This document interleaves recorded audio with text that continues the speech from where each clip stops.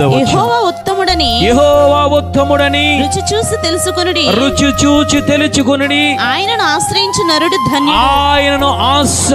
నరుడు ధన్యుడు. దావీదు గారు ఏం చేస్తూ ఉన్నారో తెలుసా?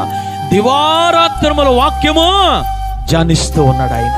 ఇది నాకు ఉత్తమమైనది, ఇది రాత్రనగా పగలనక దివారాత్రముల వాక్యమును ధ్యానించేవాడు ధన్యుడు. హల్లెలూయా. ఉత్తమమైన దాన్ని నీకు తెలిస్తే వాక్యాన్ని విడిచిపెట్టవు. ఉత్తమమైన దాన్ని నీకు తెలిస్తే ఆ యొక్క స్వరాన్ని విడిచిపెట్టవు.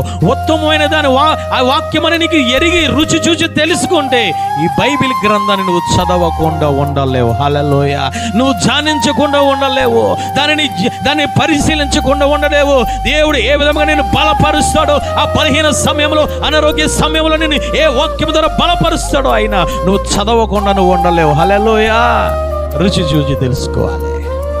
ఈరోజు రుచి చూడడం లేదు. మనం లోకాన్ని రుచి చూస్తూ ఉన్నాం, లోక ఆశలను రుచి చూస్తూ ఉన్నాం. ఆ శరీరాస నేతనాస జీవపడమ్మని నీకు మరణంలోనికి తీసుకువెళ్ళిపోయేదాన్ని ఈరోజు మనం రుచి చూస్తూ ఉన్నాము. దాన్ని ఈరోజు రుచి చూసిన దావీదు గారు ఏమి చేస్తూ ఉన్నారు తెలుసా? ఆయన అంటూ ఉన్నారు, ఈ వాక్యము నా చేతిలో ఉండడానికి వీలు లేదు, ఈ వాక్యము నా కళలో ఉండడానికి వీలు లేదు. ఆ వాక్యమును, ఆ ఉత్తమమైనది, ఆ రుచికరమైనది నేను ఏం చేయాలో తెలుసా? నా గుండెల్లో నేను పెట్టుకోవాలి అనుకుంటూ ఉన్నాడు. హల్లెలూయా. అందుకే దావీదు గారు అంటూ ఉన్నారు, అయ్యా నీ వాక్యాన్ని నా హృదయములో నేను ఉంచుకొని ఉన్నాను. హల్లెలూయా.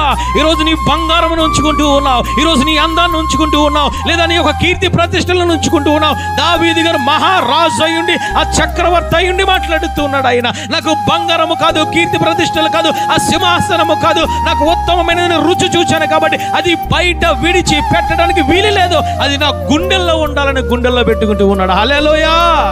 ఈరోజు నువ్వు రుచి చూసి తెలుసుకుంటే నువ్వు బయట విడిచిపెట్టవు గ్రంథాన్ని.